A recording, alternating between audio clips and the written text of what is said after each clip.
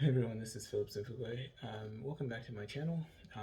If you're new here, my channel is basically just explaining the Word of God and just studying the Word of God with you guys, and just listening to what God is sharing with me and just sharing it with you guys.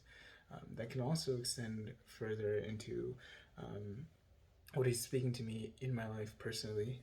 And this video, as you can see from the title, is actually going to be about two dreams that I had that are connected to our children. I'm not, I don't personally, I have a younger brother. He's 14 years old. And in some of these dreams, especially in one of them, he is a prominent figure in it. And another one has to deal with my old um, elementary school. And so with listening to God's voice, but then also bouncing off with my sister about what these dreams could mean, we came to a certain level of interpretation of the dreams and their significance to now. Right, I believe these dreams have to deal with us right now, and we as Christians are to take um, caution and take care to safeguard our kids from what the enemy is planning. I believe these dreams do reveal that. They reveal the enemy's plans for our kids, and they're nefarious and they're not for their good.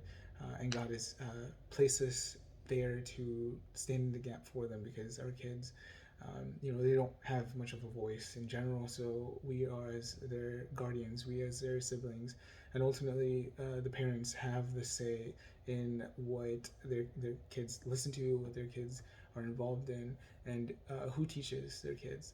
Um, I think it's beautiful how it's in line with all of the things that have been happening with the school systems and parents rising up. And you'll see as I explain the dreams. The first dream happened, I believe, 10 2 2021, October 2nd. Um, it was actually a longer dream, but for the purpose of this video, we're gonna start where I had in the previous dream. I was trying to find someone. His name was Hunter, and so I find him in like this very weird way. And then all of a sudden, the dream shifts, and we're standing by some stairs. I say we. I'm standing by some stairs, and there's like kids around. I could hear music being played, and it looked like there were people were using that music to actually like play with the kids and whatnot. Because like this, I think from what I remember, the stairs are like vibrating on beat with the music. Um, I remember, there was a teacher lady there that was hanging out with the kids, and I remember all of a sudden my brother Seth is there, and he points in the distance toward a building. Um, he's like, they spelled something wrong on the building. In my mind, I'm thinking the New York Times. Like I could see like a building in the New York Times, but there's a building next to that building, and it was like this black tower is in essence what it was. And my brother was pointing to that. He's like, they spelled something wrong. And I'm just like, what are you, confused? I'm like, I'm not understanding what's happening. And then the a portion of the building, one of the higher parts of the building, maybe structure part of the building falls to the ground, and like fear and panic starts to race through me, and I can only instinctually like grab my brother and the people around me. There's a man around me who also grabbed the kids. We grab the kids. I grab my brother Seth, and we start running away from the building to our left. So the building was to our right. We started running to our left to try and get some shelter and some safety, because as that debris fell to the ground and hit the ground, all of a sudden a wave of pellets. So think of like sand in the wind, were coming and hitting us, and I could feel them on our back. So I started to cover my brother Seth's face and also his mouth to keep the debris from entering there. And I'm just like, I have my eyes closed, but I can, sometimes my eyes are open. I'm running in the direction where the man is running, and then he changes directions and then runs to our left again. So again, we're running left, but then he turns left again. So we're kind of running back to where we came from, and we run into this building, and there are these ladies who are speaking Spanish. They're praying in Spanish. I'm sorry, and they are we walk in there, and I want to feel safe, but it doesn't feel like it's over. Does that make sense? Like the storm, it doesn't feel like the storm is over. So they're praying in Spanish, and I'm just like, oh goodness, okay, like I can't believe that happened. Like that was intense, that was crazy and whatnot. And so that was that dream. And then I had a dream a few nights ago, where I was in my old elementary school, and someone had like thrown up all over the floor, and the throw up was actually gray, and I was barefoot. I could feel it, and it was disgusting. I'm sorry for that image for anyone who was eating or whatever. And so they, we were tasked, me and I don't know who else, but I knew it was like, it was a task to us, and I was not the only one there. We were tasked to clean up the floors, and we had these blankets, and we're trying to like lay them on the ground and like just help clean up all of that mess. Um, and so talking to my sister on both dreams on two separate occasions, and it was just kind of interesting that we had to, this some connection to kids and children were these dreams, and we're just like, okay, so something God must be trying to say something about this. And for those who do not understand like the significance of dreams, like God definitely speaks in dreams. If we read through the Bible, we read through Joseph, and we read through Daniel, the book of Daniel, the book of Joseph, we actually see God using dreams to actually speak to them and also to speak to people around them, right? Joseph was able to stave off and prepare for a famine that lasted 7 years, right? Because he was able to prepare in the beginning.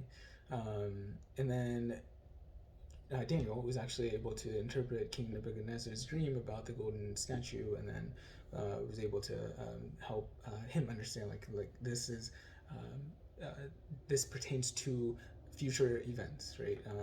And so dreams are important, and Job actually talks about how like God drops in, he gives us warnings and instructions in our dreams.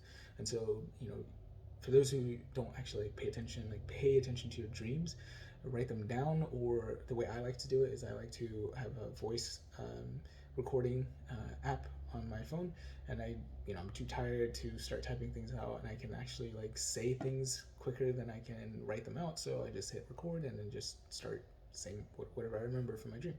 And sometimes God does give me the interpretation of the dream, and then sometimes not. I have to.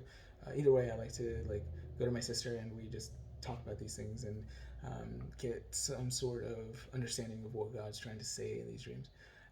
And so both these dreams have to do with kids, and I feel like the first dream, like if you think of like a tower, you think of like power, you think of you know influence, and it looked like this tower was going to crumble. Whatever this tower is that is in power, and it has to directly deal with our kids, because we had to protect our kids.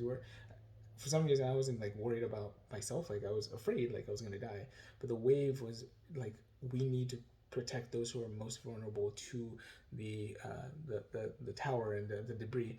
And I believe what God is saying, like there's going to be a crushing of these powers, whatever they may be. Maybe it could be tech giants, it could be those people who have major influences on our kids, maybe it's the school systems. They're going to crumble, and they're going to be it's going to be debris that we have to protect our kids from. The second dream of throw up, right? Like throw up is, if you can think, when you are throwing up, or when you're in the bathroom, you're trying to relieve, you're trying to get rid of things that are bad, that are wrong. So you can think of throw up as deliverance, and I believe that God is showing that there's going to be a deliverance in the school systems, right? I was dreaming about my old school, and the throw up was gray, and gray is known to be biblically associated with witchcraft, and so that is going, there's just all of this deliverance of witchcraft that has been in our school systems. You can think of the things that our kids are learning, right?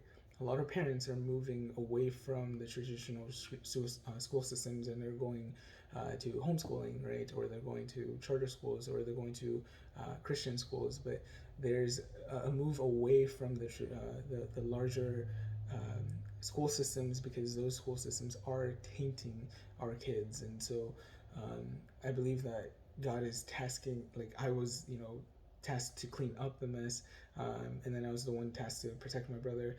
I believe that I'm representing us as people who are, or have authority or guardianship over our kids. That we have to take the initiative to actually take care of our kids, because they are vulnerable. Like they're just ingesting whatever is put into them, and it could be detrimental to them, but they don't know that. And so we have to take that opportunity to come in and clean up the mess. I love that parents in other school districts are standing up to one of the examples I can think of is critical race theory. A lot of people don't think that that's a prevalent thing in our school systems. They feel as if it's it's a, I don't want to say pipe dream, but an imagination of parents. Like no one's teaching this, but it's hilarious because in our in our businesses, it's prevalent. In our when we go shopping, it's prevalent. We see critical race theory, which is like the ideology of looking at systemic racism as being prevalent in all systems of power or all systems of organization in the society.